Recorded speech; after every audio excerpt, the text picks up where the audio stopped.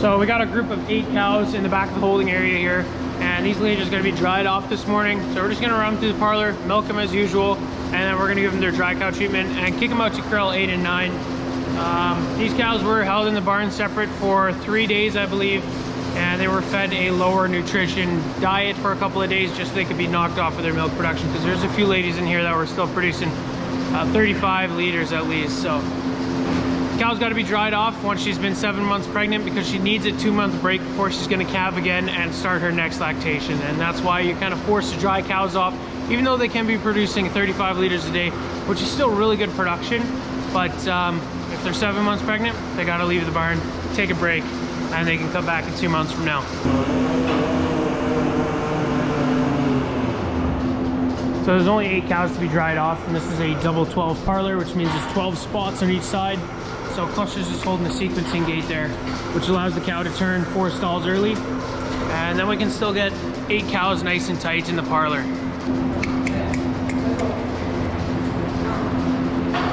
Hey.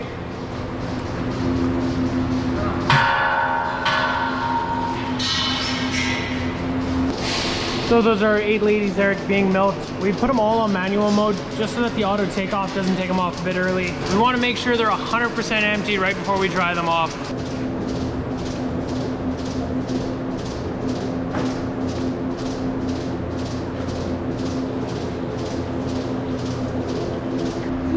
Yeah.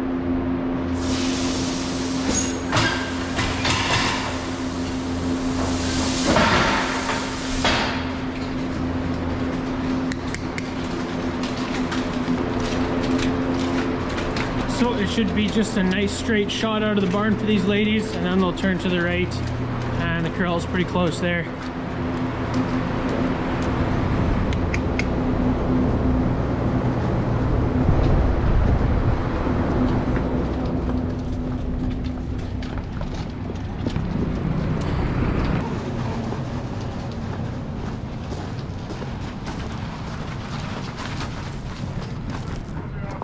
I am heading out to the field right now. We got our harrow and our older Magnum parked out there. I started harrowing a piece of land last night, and I'm going to be finishing it up this morning here. And there she is.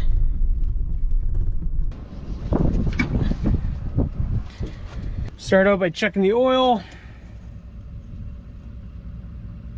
Pretty good.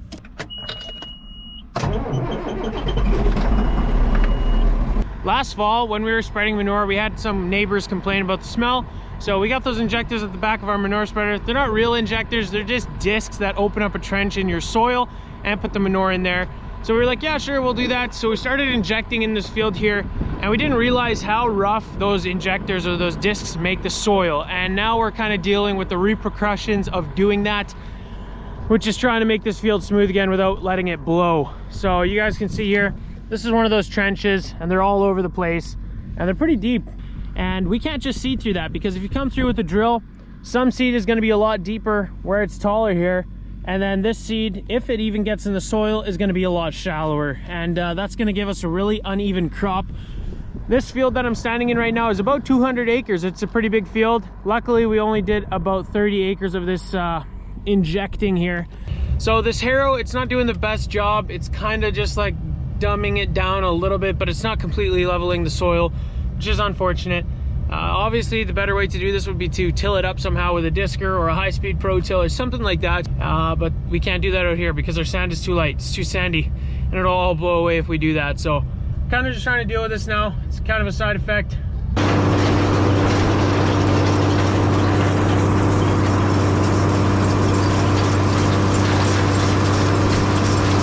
You guys can see the tractor bouncing around quite a bit, and that's just from those ridges. It's pretty rough here. So I'm gonna harrow it twice, and then we're gonna take a look at that and see what that did. I think that's all we're really gonna be able to do. We could continue to hit it. Soil's just gonna continue to get finer and finer, dustier and dustier, and then it's gonna start to blow. So twice is already gonna have an effect on it, and I think it's gonna be a lot better after that. So here you can see where one of the ridges was. It would have been a lot deeper. Now hopefully the seed is still gonna end up in some soil, and hopefully it doesn't blow away. Like you can see, it's just dust, hey? So, oh well. We're gonna fold this harrow up, bring it back to the yard, and then I think we're gonna hook the roller up to this tractor and try and get my little sister going on it. It's a pretty boring job, so if I don't have to do it and I can just get her to do it, it's a solid win for me.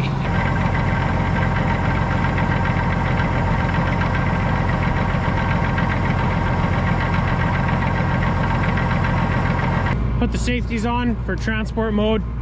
These things, clicking them up here, just make sure that it doesn't seep down at all when we're on the road. And it looks like we got a bit of an oil leak here.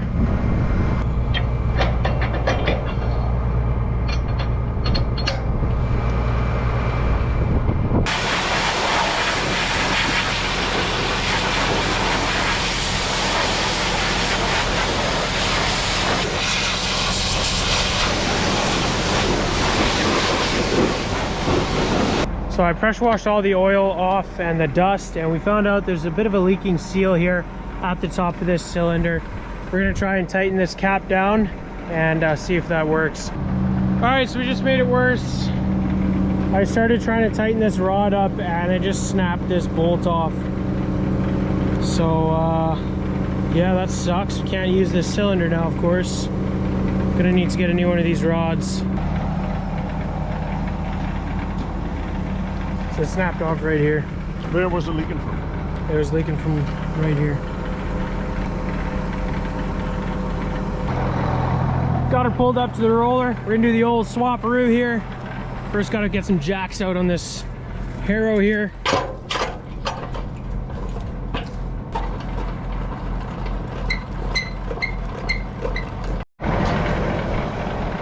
Got her hooked up. Apparently there's a flat tire there, so I'll grab either the portable air compressor or portable air tank, get her pumped up. I just want to check the tires once more before we roll it up to the shop.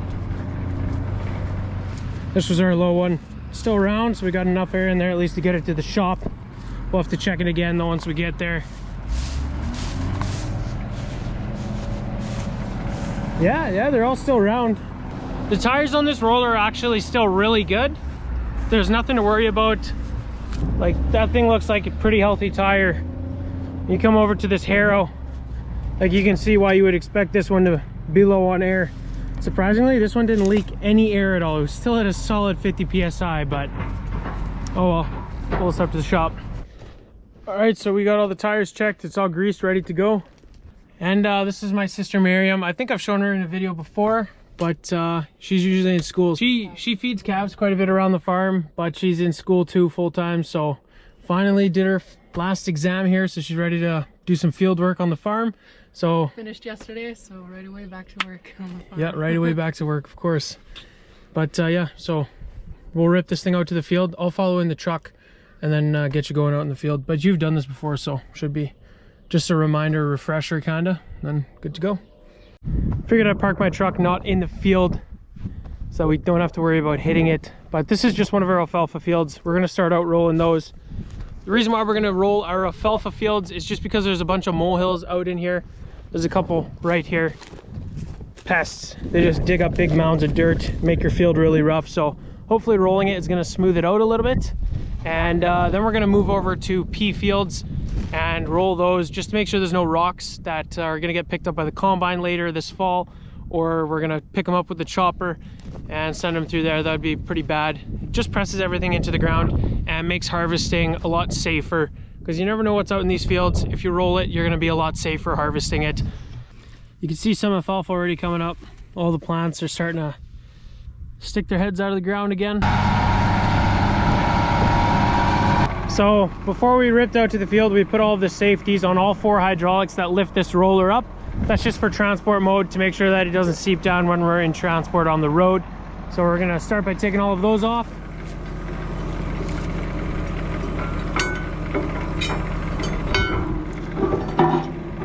Okay, so now we gotta fold this thing out so we can actually roll with it. So we gotta lift these wheels up, and then we gotta move them, and then we can drive forward, back up, and then unfold it. So if you just wanna go and lift the wheels up.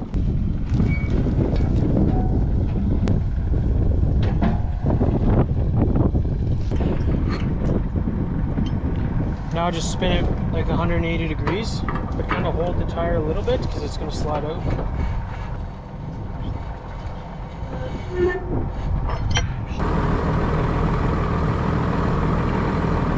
Stop.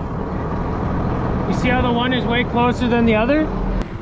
So these are the pins that lock it. We're just making sure that they actually are around the pin in there, because otherwise you're going to start driving forward and you're going to lose one of these whole rolls. So I think it's good though. We'll check the other side. Oh yeah, one last thing, like try to stay away from power poles and fence posts and stuff like that. Just be careful.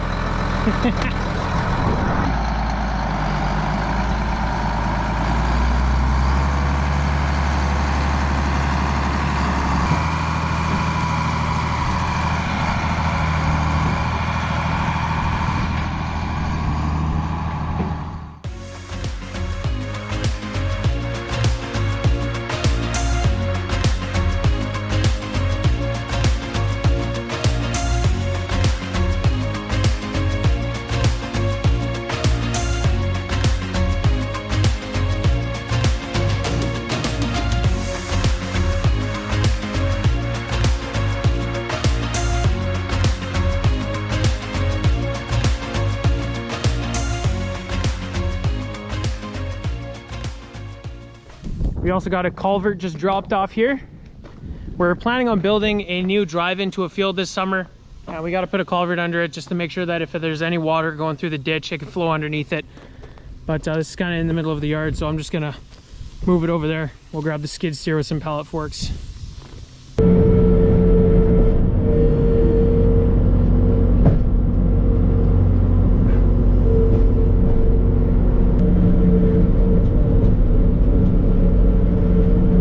I think I want to put that culvert right beside the shop here, so we're gonna have to move this tractor backwards.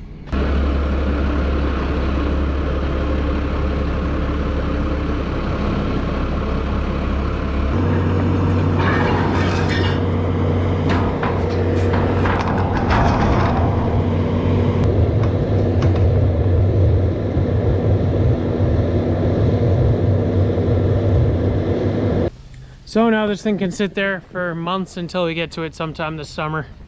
Anyway guys, that is going to be it for today's video. Thank you so much for watching. I hope to see you guys in the next one, and I'll see you later.